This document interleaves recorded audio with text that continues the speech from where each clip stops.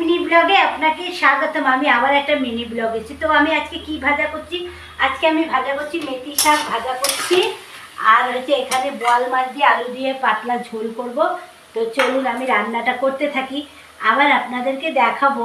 Friends দেখুন, আমি বোয়াল বানাচ্ছি আলু দিয়ে। দেখুন পাতলা তেল বোয়াল হবে। তো চলুন রান্নাটা করতে থাকি। বোয়াল মাছটাও রান্নাটা আপনাদের দেখালাম, এবার খাবার টাইমে আপনাদেরকে দেখাবো। তো ফ্রেন্ডস দেখুন, এই যে মেথি শাক ভাজা করেছি রসুন ফোড়ন দিয়ে, আর এটা হচ্ছে বোয়াল মাছের ঝাল। তো চলুন খেতে থাকি।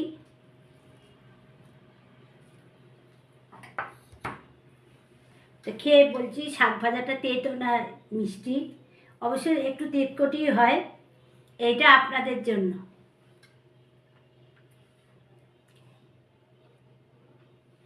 তো ফ্রেন্ডস ভিডিওটা এই পর্যন্ত, যদি ভালো লাগে তবে লাইক শেয়ার সাবস্ক্রাইবারটা করবেন, কিন্তু আপনারা ভিডিওটা দেখেন কিন্তু লাইক শেয়ার সাবস্ক্রাইবার করেন না। বন্ধুদের সাথে বেশি বেশি করে শেয়ার করবেন।